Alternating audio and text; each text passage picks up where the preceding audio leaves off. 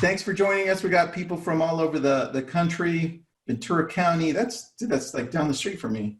Nice. Charlotte, North Carolina, Corona, Toronto on this end on Facebook. Let's get this thing started. Guys, we'll start with number one, just to make it easy for everybody. Thou shalt prioritize your follow-up. I love how you just took it all. Wait, Dan, did you write this? Dale came up with a lot of them. Okay. And, I sort of finalized them a little bit. And yeah, we just thought the format was good. He's not taking enough credit. Tristan, he made it sound awesome, right? Dude. We just threw some stuff out on a page, and Dan in his workshop was like putting these things together and made it sound really good. I love that. Well, let's get started. That's number one. Let me say hello to two other people from Scottsdale, Shirley, and Maryland. We have Matthew Ovington. Dude, you're pretty close to Maryland in the South Jersey shore there. All right. Thou shalt prioritize your follow-up. I just talked about this morning to my team members, and you outlined it here, really subcategory under the law. It says, don't call, email, and text at random. Prioritize by lead source, recent activity, or with an action plan. Let's get into that. Absolutely. I'm going to go to you, buddy. Let's start with that. Can you get a little clear on how you do that? Because I know when we're looking at a CRM system like Follow Up Boss, it simplifies that for us by just clicking. I mean, like I get YLOPO leads on there, Dan. I click YLOPO priority leads. It just organizes them all for me, right? So it does that by source, priority, recent activity, all that. But what am I doing here if I'm an agent and I'm saying, okay, well, I don't know where to start. How do I prioritize? What am I looking to? Yep. So you're going to start first. The series that I give people the steps to go through when they're going to work their leads that day is the first thing they want to do is, this is going to be, heresy, but it's not going to be the new lead that just came in. You're first going to respond to any responses that you got as a result of your activities from the prior day, right? Or from your automated system. So I log into Follow Up Boss to get started. I'm going to work some leads today. The first thing I'm going to do is I'm going to look to see, did I have any email or text or phone responses from the people that I tried to get in touch with? Because just because it's a new lead, unless it's Zillow calling my phone with a live buyer on the other end, a lot of the other leads that we get can be suspects before they're actual leads. But if somebody responds to me after me reaching out to them, that person is super important. I'm going to hit that first, then I'm going to hit my new leads that have just come in, and then I'm going to move to my recent leads. Those are the leads that have been in my system after, they're day 2 to day 7 of being in my system. So I want to go from hottest all the way down. And if I can get through my recent leads, people who have been created in my system within the last 7 days, and if I'm the reality is a lot of agents are super busy.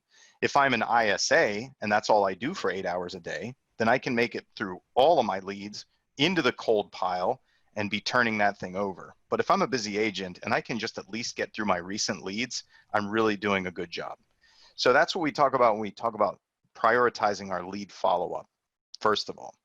And not all lead sources are created equal. So let's say I'm an agent on a team, for instance. I've got 2 new, or say 5 new leads that are, a home valuation lead versus 1 new lead from a portal. I'm going after the portal first, right? Because that's somebody who raised their hand and they're trying to take action now versus somebody who randomly filled out a form to get an idea what their house is worth for who knows why. Yeah, so prioritizing in that way is the other important thing to do.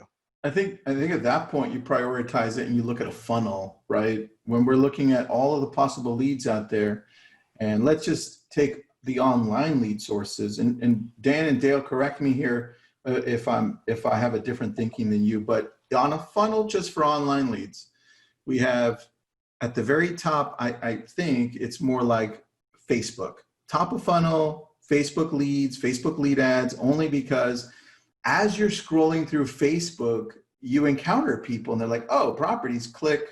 And then they start engaging. They didn't go and search for property, right? Top of funnel, right? They're kind of like engaged based on what things look like. And they're like, cool. Next, is Google PPC, Google Ads, whatever you want to call them. Those are in the middle, what I would call more towards middle of funnel. Here's why. When people go to Google, they type in specific things. I want to take a look at homes in Malibu around Pepperdine University. Boop, boop, boop, boop. Done. It's more purposeful, right? Yeah.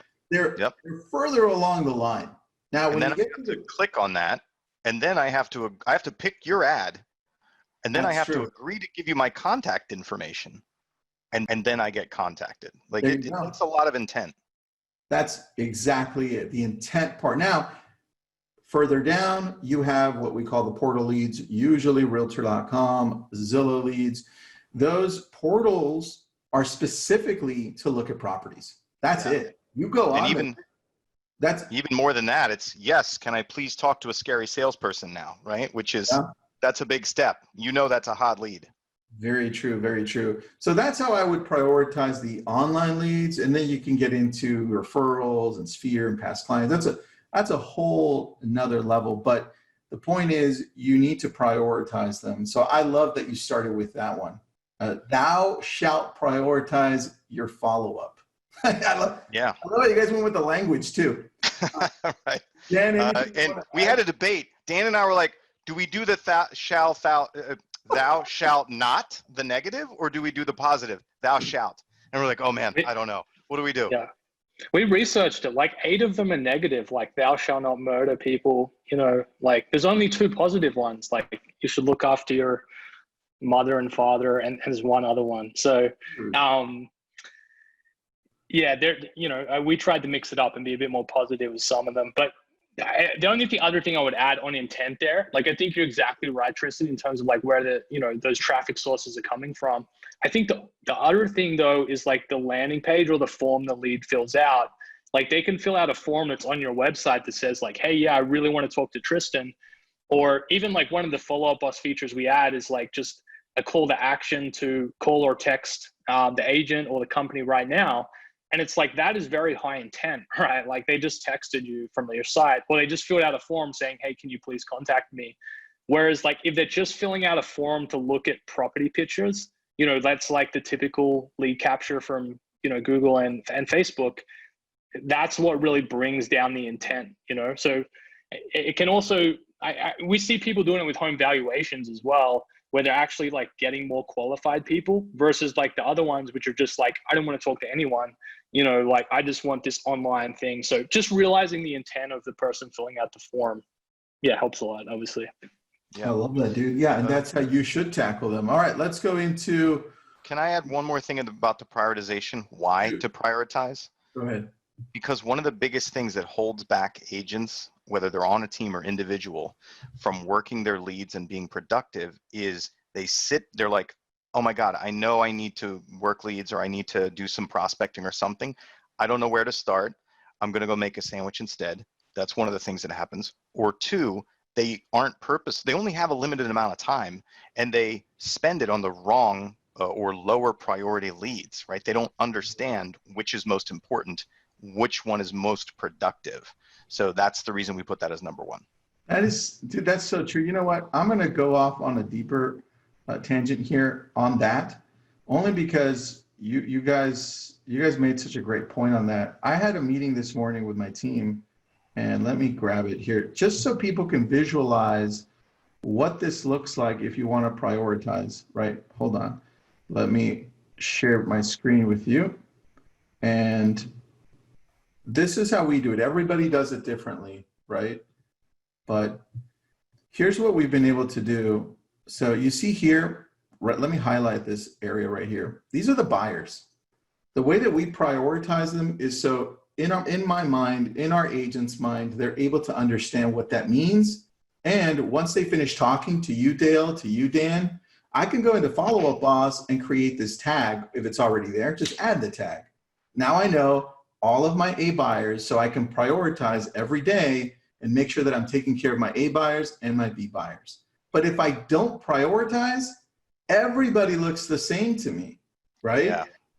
And then they get I like how you have the past client sphere in there. 2 referrals a year, 1 referral a year, 0.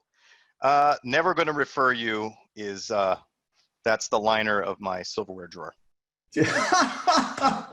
Dude, Dan, I'm going to send this over to you and you guys can put it under a follow-up boss heading. And then you guys can send this out just to give it a better idea for people of what to do. That's great.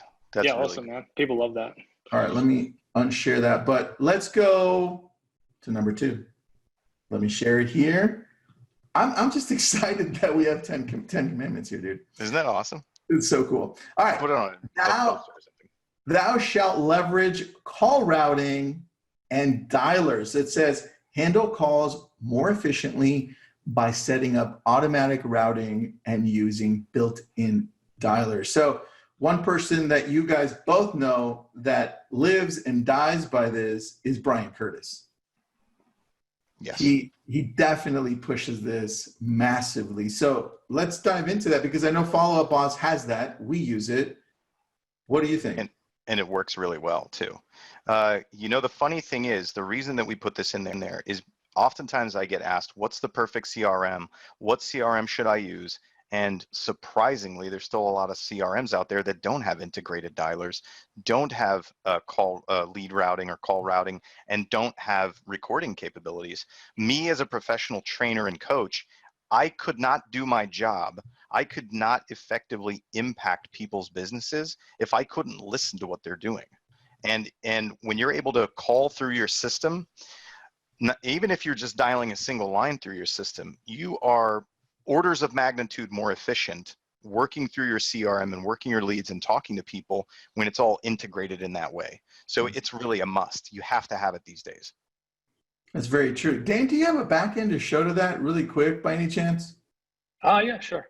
This way people can kind of visualize it because the way we go is we just start it and it just goes to the next, to the next, to the next. Yeah. So you can actually come in here, choose a list, like your prioritized list of leads for today. You hit the start calling. It is a single line dialer. It's not a triple line because remember, these people are a bit more qualified than people you're dialing through Mojo, expireds, that kind of thing.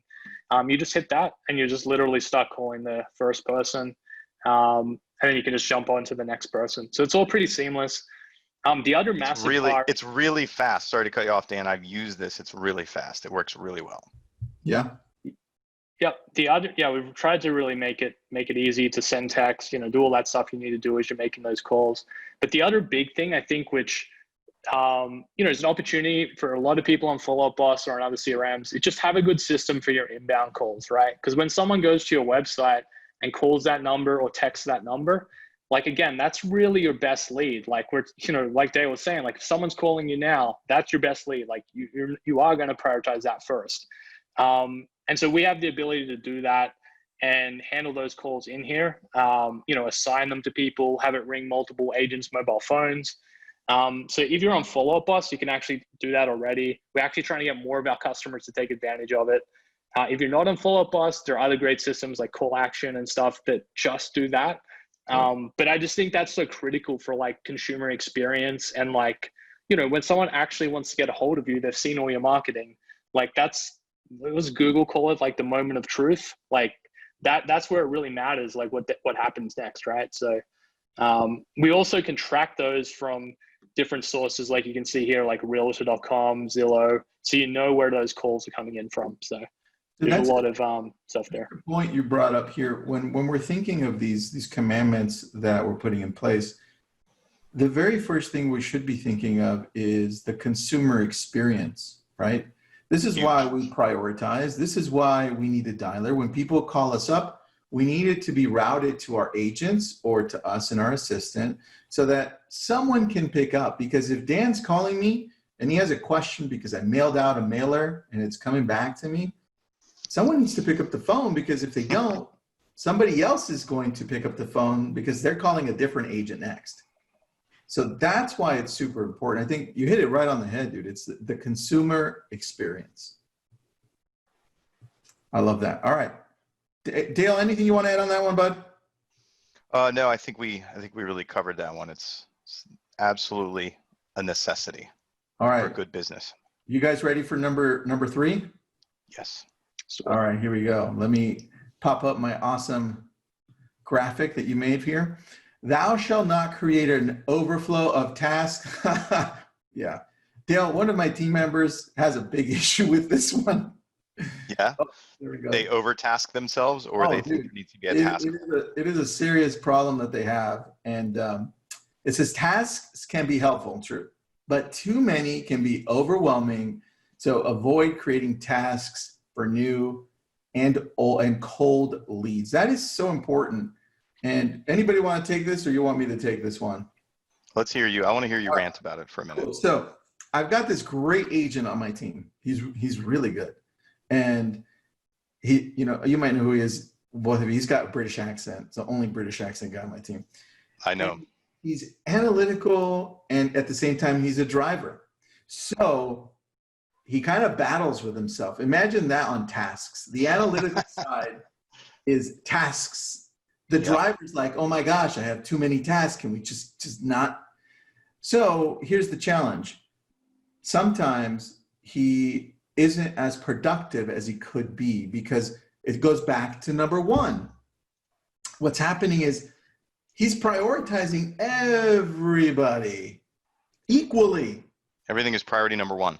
Yeah, everybody. It's like he turns it on. He's like, oh, all my tasks, all 120 for the next couple of hours. And that's by the time he's done, he can't go to the good ones, right? So that's the biggest challenge. I think most agents fail. And I'm so happy that you started with number one being prioritized. As I'm reading through this, I realize that is probably the most important one you need to start with. So that's awesome that you guys did that. Yeah, we threw in the tasking also because we, in addition to my leads I don't know how to prioritize. I'm scared of this avalanche of people to talk to, and I don't know who's most productive, and I don't know where to start. Likewise, when you have too many tasks in your system, again, it's like the forest instead of the trees. I'm looking at this big forest of tasks. I didn't get everything done yesterday because I'm a busy agent. Oh my God, I can never get all of this done. I'm just going to give up on that whole tasking system. And then if this goes for too long, I'm going to try to find a different CRM to use because I think that's going to fix my problem. That's not the way that it goes, right? So you work on your prioritization. And then if you have a simple process for who should be tasked and who shouldn't be tasked, right? Then you know what to do and you don't have to get overwhelmed about it. Well, that goes into prioritizing, because Dale, if you're using a system like the one I showed, A, B, C, D, E, simple, right? I know if I just talk to a D client, right? I know it's going to be a nurture that's way out there. So I know exactly what task to set. A task, or is it going to be an automation piece through Follow-Up Boss? Yeah, and so what I want to point out, what happens here is it should be an automation and Follow-Up Boss. But the error that I see is that some team leaders, when they build out that automation, they'll stick in arbitrarily a weekly task to follow up.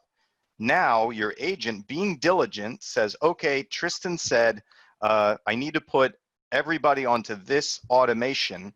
I've just now stuck an e-lead onto an automation that's going to task me every week to call somebody that I know I shouldn't be calling, who isn't going anywhere. And now I have this ghost task in the system that keeps repeating and shouldn't happen.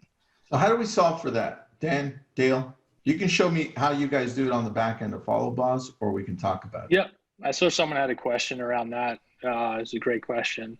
So basically in our system, we have smart lists, and that's what helps you with that prioritization. So we can put a link to that, to this video, which goes through it all. But just super quickly, basically a smart list takes into account all the things Dale just said. So like, did it come from Zillow? Is it a Wailopo priority lead? Is it one of your past clients you want to stay in touch with? So then you can go to these lists in Follow-Up Boss and see the people that match that criteria, which takes into account things like the last time you talked to them, the last time they were on your website, all that kind of information.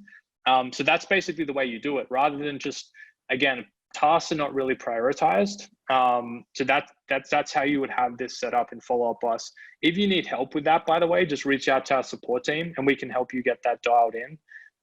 There's a lot of best practice lists we have, and we'll also put a link to the chat. So yeah, that's basically the best way to do it. I love that, dude. Two questions here. One of them is on the dialer that we had previously on commandment number 2. William, what's up, William? So here in Nevada, my broker has required us to sideline all of our multi-line auto dialers, one single line only. Any suggestions on workarounds or best practices for working a single line dialer? I guess I can take that one. Don't work around your broker who is telling you That's it. legally not to do multi-line dialing. So if in your state, if it is legal to do multi-line dialing and it's just your broker that's in the way and doesn't want to do it, that's one question. If your broker is acting out of best practices because it's illegal to do multi-line dialing, then listen to what they're saying. Here's how you efficiently use your single line dialer. You prioritize using Smart Lists and Follow Up Boss, or you prioritize in whatever CRM that you're using, so that you are making sure that with your limited amount of time, you're making the dials that need to be made to the right people. And you're combining that. Hopefully, your CRM will allow you at the same moment, I'm dialing somebody. When I hit their voicemail, I can immediately use a pre-formatted text and fire out a pre-formatted email and then go on to the next lead.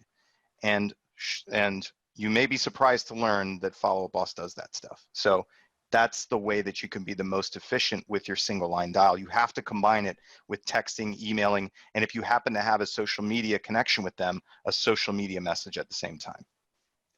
Yeah, I think the other big thing that comes up there, Dale, is like if who people are talking about calling, right? So like, are they talking about calling expireds where it's like, again, it's like this mass, like let's call 1,000 people to talk to 2 people, right?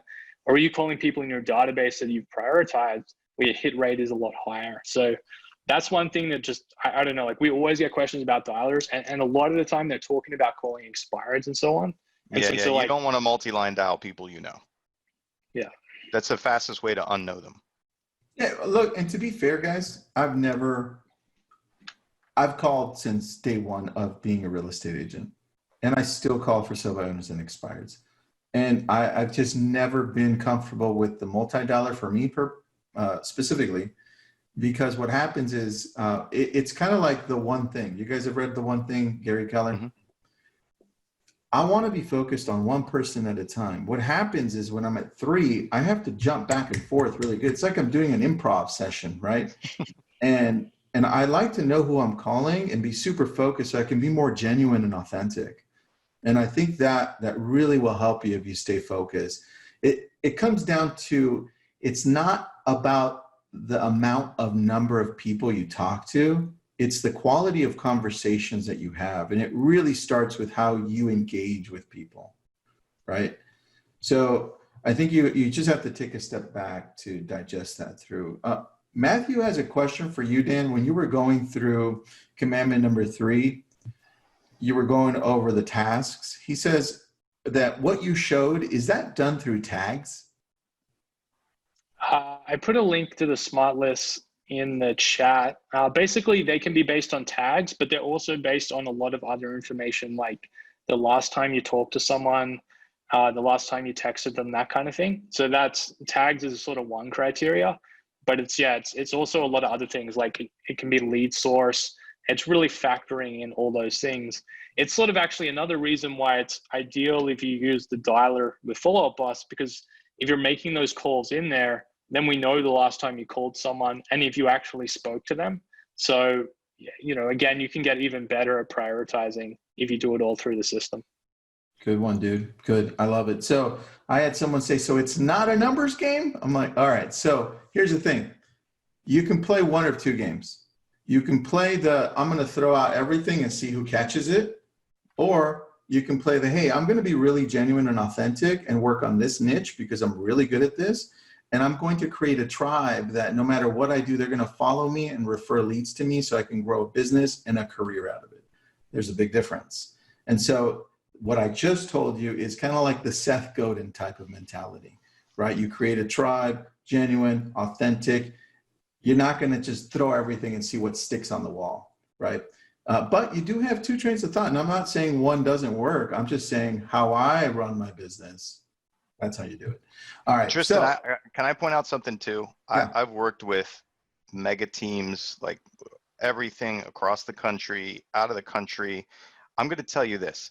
I challenge anyone to find me a mega team that was built or sustained solely on massive dialing campaigns. That does not exist. Every mega team, every big producer, every big broker has at its core a relational business that is supplemented by purchasing leads, as well as some, in some cases, and in some cases not at all, large dialing campaigns. But none of them are built and sustained on them solely. You're so right, dude. It's always a diversification, right? It's kind of like a portfolio. I love that. Yeah, exactly. It's a portfolio. You can't just be in IBM stock and, retire at 30. I love it. All right, last question, then we'll go into the commandments. Mary Quay has a great question here. She says, clients and FUB call comes in anonymously. Is there a setup to have them come in with names? Yeah, it's a great question. So the benefit of having incoming calls in the system is if it's someone in your CRM, you're going to answer with the caller ID. So you're going to know like, hey, it's Tristan, hey, it's Dale, hey, it's Mary. If they're not in your CRM already, we don't really have like a name lookup right now, but it's something we're going to look into. So how like, Apple was like, maybe it's Tristan, or like, they suggest based on the name. It's not always 100% accurate, but like, that's what we're going to look at adding for those people where there's no information. But again, like the big thing is as you build up your database, you really want to be able to greet people personally, right? So rather than saving every 5,000 contacts you have to your phone, that's another benefit is you will get that for everyone that's in your system. Love it. Love it. All right. Ready for number 4? Go. Let's do it. All right. Here we go. Let me open it up because I just want to show it as we're going. Number 4, because I can't count in Roman numerals. Thou shalt enter notes for all leads. Don't leave yourself in the dark. Keep accurate notes on every lead so you can easily pick up the conversation. I could go on for a few minutes on this, but I'm going to let you, Dale, go, or Dan. I make it real simple. Your note must consist of who, where, when, why, what, and how much. So can you repeat that so I can write that down slowly? It's going kind of fast. Your note must consist of who, where, when, why, what, and how much. So how many W's is that? It's 4 W's and a H. All right. So 4WH. There you go. 5 W. No, it's 5 W's. Sorry. Oh, 5 WH. You just changed my equation, Dale. I'm sorry, man. I messed it up. Jeez. 5 WH. I've already coined that. It's in Conversion University, so you can't take it. I'm not taking it. I'm giving you credit. Okay, there we go. You can borrow it. 5WH. There you go. And a shameless plug for Follow Up Boss users. You guys have access to Conversion University where you can find that. Joanna says, good old 5WH. That's funny. That was good, Joanna.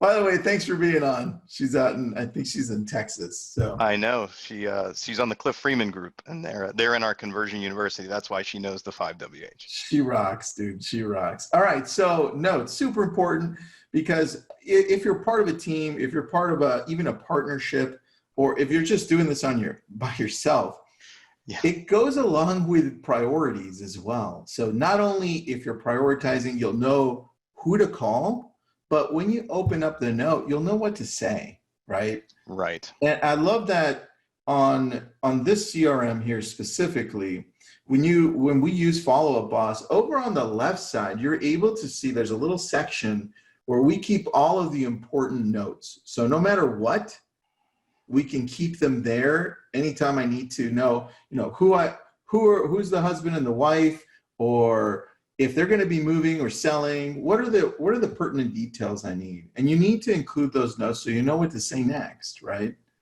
And I think that's important. There's a big difference. I want to just give an example to people, right? When you don't have those notes, Hey, Tristan, this is Dale. We talked a few months ago, and I just wanted to see if you were ready to get out there and start shopping yet. That's no notes in the system. This is notes in the system that I could never have remembered unless I made them 6 months ago, right? Hey, Tristan, it's Dale with whatever realty. Yeah, we talked 3 months ago, and you mentioned that you and your wife really wanted to upgrade into a bigger home, but that, you know, part of the drawback was you weren't sure what's going to happen with your job. And I wanted to see if you've worked that out yet and whether you guys would like to, you know, pick the search back up again. That's a massive difference in communication, right? Yeah, it also goes into so much, man. It goes into exactly what you said previously, authenticity, right? It goes into single line dialers. Imagine Yeah, you can't do that on a multi. Imagine going boom, boom, boom, boom. All right. Who's going to pick up? Let me read all the notes. All right. Joe said, okay. Jeff said, and Joanne. You can't do that. It ain't going to work. Because with the multi-line dialers, when they answer is when the note pops up. Boom. Now it's go time. You can't read that stuff and formulate a plan. No. All right. So really good point. Notes. Now on the dialer, Dan, I'm going back to it because there's a question. Bill Davis has got a great question. And I've heard this question before, but I want you to answer it. Why can't we use our own number in Follow Up Boss? Yeah, it's a good question. So you can basically use your own number through our mobile apps and make calls and send texts.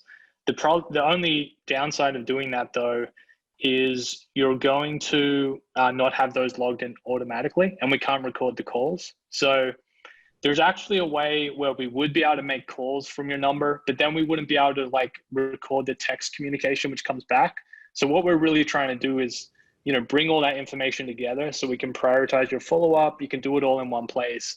And it's not, you know, it's sort of a seamless system versus like switching back and forth between like Follow Up Boss and your phone.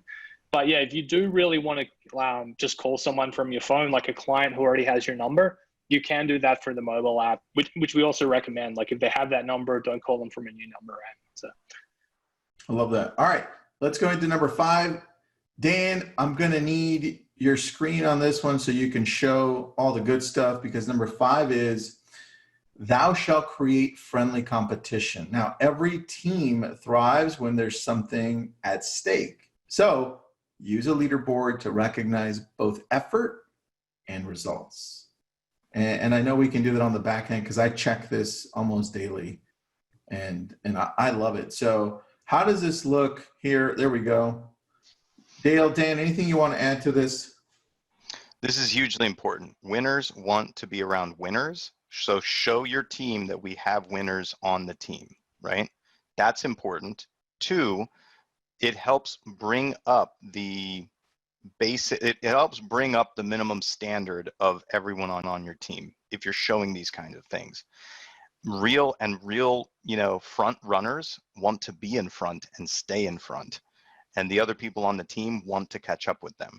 So this is a key element if you're managing a team, if you're managing a sales team, and to you, every additional conversation, every additional appointment, every additional contract results in real bottom line dollars for everyone and profitability. This is a must to have.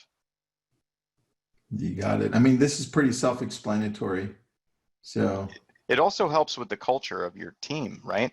If your team is siloed, you know what I mean? Like if every salesperson on the team is siloed and operating in their own little cubicle and doesn't know what anyone else is doing, it's demotivating. It's boring, especially for real sales personality types.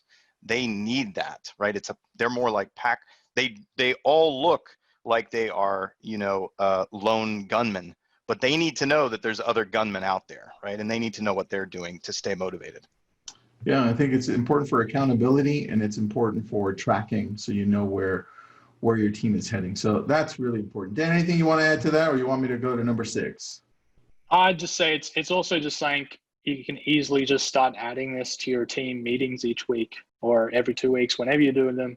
It's super easy just to start bringing this up. And like Dale said, I mean, yeah, just create some more accountability, some culture. And yeah, I'm always amazed. It's almost without fail, like the people doing the most on the leaderboard are also doing the most deals, right? So it's It's also great for ISA teams, by the way. If you've got an ISA team, it's great metrics to like keep them accountable, how many appointments they're setting, all that kind of stuff. Very true.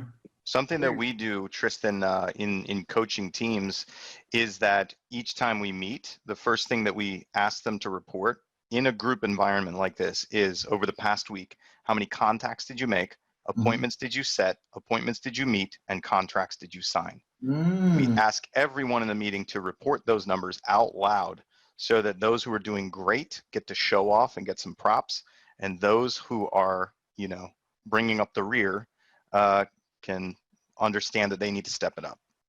All right, if you can repeat that, because even if you're a single agent, you should be tracking this every week to see where you're at. So what were those? You should know that, like your date of birth and social security. How many contacts did you make? Appointments set, appointments met, contracts signed. Love that. Thanks, bro. All right, number 6. You ready? Yes. You guys already peaked, so you know. I know you know it. When I read this, by the way, when I read this earlier, I didn't think of this one. I was like, oh, this makes total sense, which is, thou shalt not abdicate leadership. Dude, that really sounds like a commandment, by the way. Yeah, doesn't it? The abdicate word really does it. Totally does. Your CRM isn't a replacement for coaching. It's a tool that helps you lead and coach more effectively. How true is that? I love that you guys put this right after the tracking and accountability, because it falls right into it. That's so true. I mean, look, Dale, you're a coach, man. You coach my team. And if you weren't there for my team, it would just be like, well, okay, we've got a CRM and we're calling, but it almost feels like there's no direction. If the coaching doesn't come from me or someone like you, there's a missing piece, right? Yeah. Yep. So many times what I hear team leaders say when they're complaining is they pop open the CRM that contains data that they've never looked at with their agents, individually or collectively, and they complain, my agents aren't doing what they're supposed to do. And they think that this CRM is supposed to be the nanny, right? That it's supposed to get their people to do what they're supposed to do. And that's not the case. They have to collect that data. They have to share that data with their agents and then give them instructions on, so your job as a team leader or a manager is to interpret the data and give them guidance and advice. That's what we mean about the coaching part. It has to exist in the team. No technology will ever replace that. No, not at all. Very good point, man. And one thing to add, so you understand, if you're running a team or if you're thinking of getting a team or a brokerage, just because I have Dale coaching my team doesn't mean I'm not going to show up and help my team as well. There are separate meetings that we do as well that goes deeper into how we run and how I want my team to think and function as a team. So there's a lot that goes into it. That's really important. And that's number 6. So I love that one. All right, number 7. Let me share my screen before. I want to throw this phrase out there. I used to. Before number 7? Oh, go ahead. No, I'm saying before number 7 or after? Well, along with don't abdicate leadership. Oh, good. There's just a phrase. It's called it's a poor craftsman that blames his tools. Oh, dude. So if you're a leader and you're blaming your software, you're blaming your whatever it is, your technology, you're the craftsman blaming his tools. That's a really good point. That's good. I like that. I'm going to steal that. I'm going to say it's from Tristan. All right, here we go. Number 7, thou shalt be a real person. Bots and automatic messages have their place, but personalized messages build real relationships. I love that. There you go. That's a really good one. What a beautiful one, dude. I love that one a lot. That needs to be on that relationships, I think, needs to be on a t-shirt. Dan, did you do that or was that Andrew? I put that in there. I think I've heard that somewhere else. So I That's hope awesome. someone has it trademarked already. But yeah. hopefully we're not getting sued after this webinar. Yeah, That's I think great. it's still the same word, so we're probably good. But yeah, like we see this all the time, right? It's like, you've got to treat people in a one-on-one fashion and like, show that you care and understand their needs. Like you were saying before, Dale, like understand what they're looking for, what their life situation is. Yeah, just, canned messages, they're great, for some certain uses, but, you ain't going to get a whole bunch of referrals from just sending out all these canned messages, right? Like that's not a great way to build like relationships that are going to last a long time. So, yeah. I mean, some of the agents that I know that do the most amount of business have the least amount of automation. I'm not saying that automation is bad. Automation is a critically important tool. I think we put that commandment on there just to keep people, to remind them that you cannot, just sleep on the real interactions that still have to happen. Yeah. You can't microwave a big business. Can't microwave that. Dude, you're just full of these amazing things. on fire. Thanks. What did you eat today? Had a lot of fiber. I'm doing good. Feeling good. I love that. You're doing good. You're on a roll. All right. I think just to add to that, you eventually, as you scale and grow, right? Because we all start off as single agents or agents as part of a team. And if you want to grow into a bigger team and you want to create bigger systems where you have automation in place, I think you fully have to understand how to engage with people. And that's you writing out your scripts, your dialogue, those texts that engage people, those messages, those emails. Because as you do that and as you see what works, then you're able to do that in a bigger scale, right? You can't just go directly into doing that. And so I love that's a commandment. So great job, guys. I love that one. All right, number 8, you ready? All right, Fire. Let's do it. Hold on. Unless you have another saying, Dale. Nope, it'll come to me though. Okay, hold on. All right.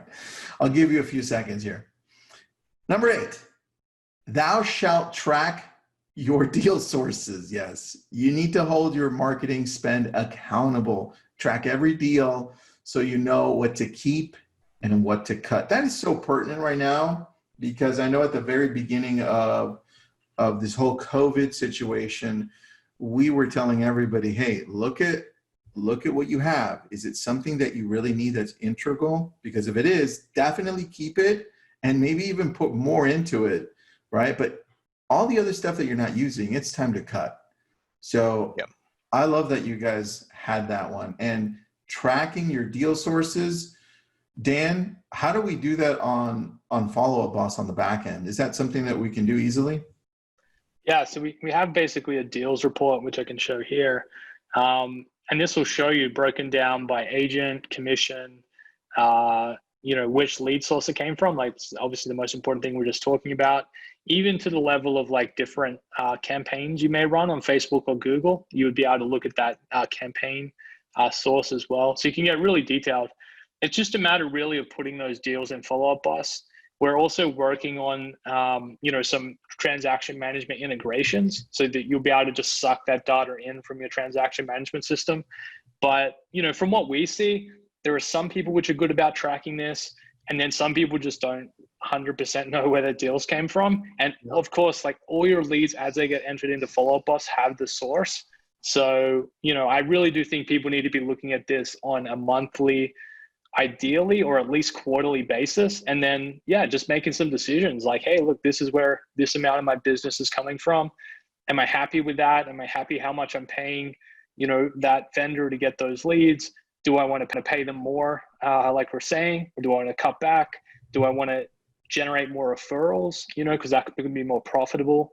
That we basically have a deals report, which is going to tell you all that info. It also tells you what you've got coming up if you want to enter that in as well, like, pending deals, stuff like that. So that's a good point, guys. And then I'll add this and then we'll go on to the next one. And that's, I have our director of operations send me the breakdown of what we have open, what we've closed, and along with that, it shows what our lead sources are. This way I know what's trending, right? This way I know, like I can tell you right now, it's Sphere, from our Sphere, right? Past clients and Google PPC and a little bit of Facebook lead ads. That's really the combination of everything that we're closing. Mm-hmm. But yeah, I think it's really important to take a look at, so you know where to put your money or what to pay attention to.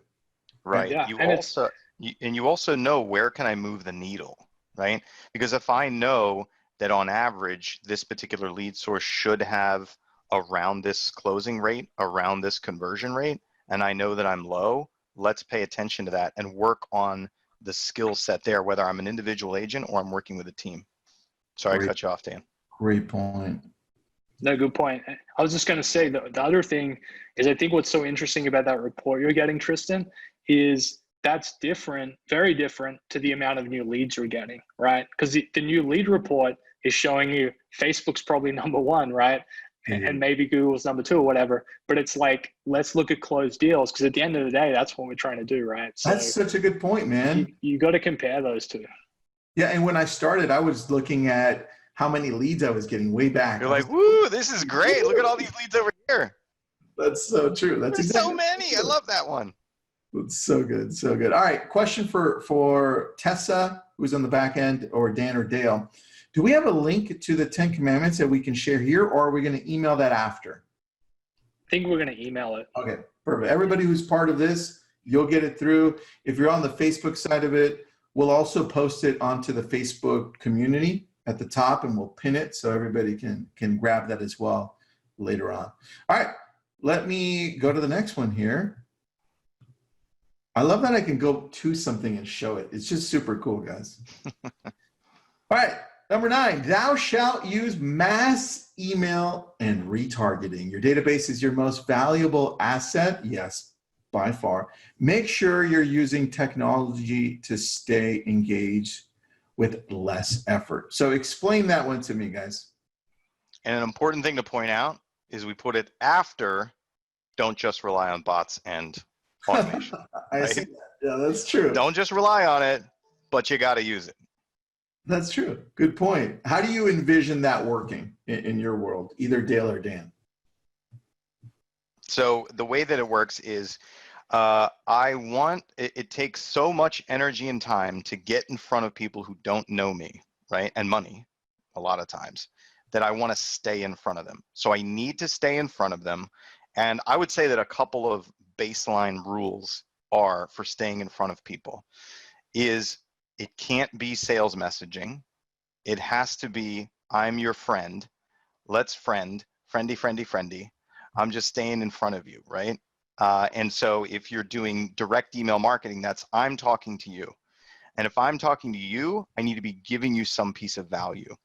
If I'm retargeting you, then I can brag about what I've done, or I can show some examples of, me and the happy couple I just sold a house to, things like that. So if I'm sending it direct to you, it needs to be friendly communication.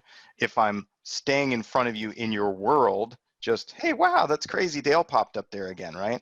Or Dale's real estate company popped up there again. Then it can be more, hey, look at me, or look what we've done, or me and my happy team, or another team building exercise we're doing. This is so much fun, right? That's true. Dan, I don't know if you can show this on the back end, but is there a way to show how, and I'm picking Ylopa only because they do the retargeting, right? Through now Facebook calls them real estate ads. They no longer call them dynamic ads for real estate, but they do that. And that's part of the retargeting through social media on Facebook and Instagram. Does the back end of Follow Up Boss show a little bit of that on the retargeting or no? Because I know it's done. Yeah, I mean, they're definitely a company that does a lot of it for our customers. This is a little bit of what you can kind of see. So they're kind of alerting you when people come back to the site. The great thing about email or retargeting, retargeting is inexpensive. Email is basically free. You just have to put in some effort to creating some useful content. I get a lot of actually your emails, Tristan, and the Brilliant Tribe ones, right? Woo! And what's your open rate on that? I was going to ask you. 43%. That's really good, right? That's high. Yeah. That's huge. Because the content is good, you know? And I think that's where, I don't think I even opted into that. I think Tristan just put me on that list one day. I just threw you out there because you're my friend. Wait, Dan, you filled out the GDPR, correct? Oh yeah, there you go, Dan. Yeah. Yeah, so I don't know, people should definitely be looking at email marketing. I think, it's a technology which is like 15 years old, 20 years old, but if you're good at it, if you're good at messaging, if you can make a video, if you can share some local data, again, it's just you're staying in front of people, you're putting yourself out there as the expert on a mass scale versus and then you're combining that with the one-on-one stuff, right? So it's like, this is marketing, the marketing side of it. And then that helps power your sales efforts. So, very true. I love that, dude. And look, if you're going to use email, make sure that you don't just copy paste somebody else's stuff. Try to be as, again, genuine and authentic as possible. So it's relatable information to your target audience, right? So if it's a niche that you're working in a community, see if you can relate to them by giving them information that's in the area, right? And then you can mix that up with a little bit of national news. So I want to throw this out there also, Tristan, is I would say what we do typically is we'll create a email campaign that consists of one email a week. As a most basic, and 2 of those have to be just friendly messages, right? Which are things like, hey, check out this cool IKEA room makeover I just saw on YouTube. Here's the link, right? Hey, have you been to this place? The Korean tacos here are bananas. Yeah. That's it, right? That's just a friendly message. And this is for real estate agents, right, who are working in their local markets. But it doesn't have to be, hey, here's the 5-step guide to getting your house ready to sell in the fall, like the basic crap. It can be, we're just being friends, or check out this really cool video somebody just did on this hot, trendy neighborhood. It's pretty sick. I like that record store. That's it, right? I just made that up. That's very true. Very true. Question, what is Ylopo? Ylopo is just a digital marketing platform that you can attach to Follow Up Boss to create leads for you through Facebook lead ads or Google PPC and some other type of marketing. There you go. Dan just put up the link. All right, I'm excited, guys. This is the last one. You ready? Let's do it. Thou shalt not change CRM every year. That means not every month either, okay? I was going to put every quarter because some people seem to do that. But, dude, that's crazy. But just every year. I hope this doesn't seem like a shameless plug on Follow Up Boss's part. I want to testify to this as a team leader, manager, sales manager, director of lead generation. I can tell you that changing a CRM, listen, I've been guilty of this, thinking that the technology that we had, that we failed to build out properly, that we failed to invest time in, and then we failed to train our people on, that the CRM or the system was the problem. And, until I came clean and realized that we were never going to get more out than we had put in, did I discover, listen, find the system that works the best for you and will do the core things that you need it to do, and then absolutely invest the time to build it out and train properly and keep up with it. And if you do that, you'll find success. That's the key. That's the key. And I think more importantly, when you do decide to use a CRM, and hopefully it's Follow Up Boss here, but when you decide to use a CRM, it's not going to do all the work for you if you don't know how to use it, right? So take the time. This is why Dan says don't switch every year. The challenge is once you're starting to get to learn something, trust the process. And the cool thing is, this is why we're working together, right? I've vetted this. Dan and I have been working together for almost 10 years. Wow. And so Follow Up Boss is one that I've trusted for a very long time. And I know that they're always looking to improve whatever else is out there, right? Every time I talk to Dan, he's improving on something new. He's like, oh, we're excited to release this. Oh, we're excited to release this.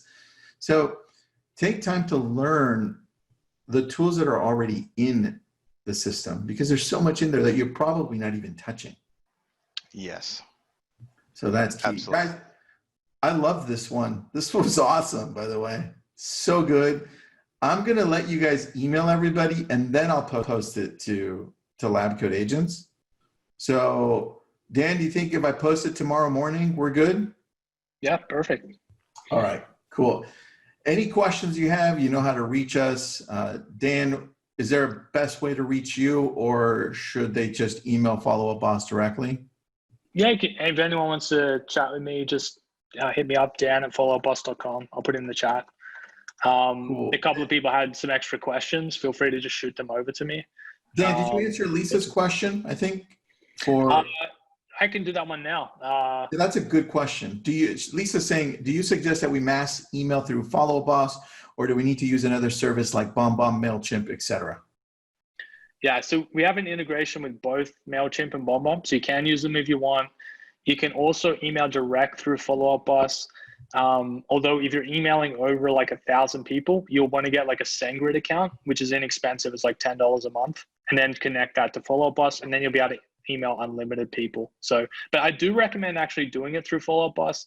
It's just an easier workflow than having to go into MailChimp and create all these things. It just kind of gives you a reason not to do it. You can also do some cool things like email both spouses at once and like combine them on the same email.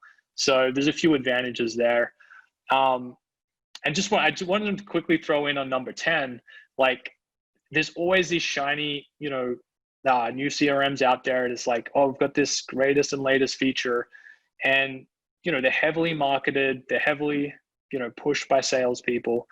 And we see people who switch, and, some of them come back and like, I wish I didn't do that. Right. And it's, it's like, man, we wish we had this conversation before you left, right? So I think just if you are thinking of switching, feel free to reach out to me or our team, and like, there are just, just take it in consideration. I think you should switch CRMs if there's a business reason for it. Just make sure it's like a really strong reason, and you're not just getting, sucked into the shine rather than the substance, if that makes sense. Yeah, and you guys are updating your app soon, right? You guys hired a whole awesome team for that. I remember you telling me. And I think you're doing the iPhone one first because Android sucks. Is that what you told me? I don't remember. I'm just picking on Dale. Yeah, because he knows I'm an Android guy. Yeah, you need I'm to that switch, stiff man. guy from the commercial. Dude, you need to switch, damn it. It's like, both. Dale, you're so cool. How is it that you're on Android? I don't get it. So true. But that's coming, right, Dan? Just so people know. Yeah, we are actually updating both at the same time. So we kind of update iPhone normally first because we have more iPhone users. But we are doing a lot more on Android than we have been in the past. So yeah, if you're on Android and you're happy now, you're going to be happier soon. And if you're not happy, out, Dan. Come on, we'll get some Android love out there. All right, it's both now. All right.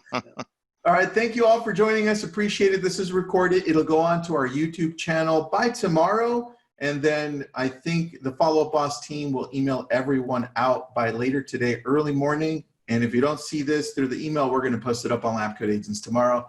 Dale, thank you. Dan, thank you. Appreciate you guys. Thanks, guys. See ya.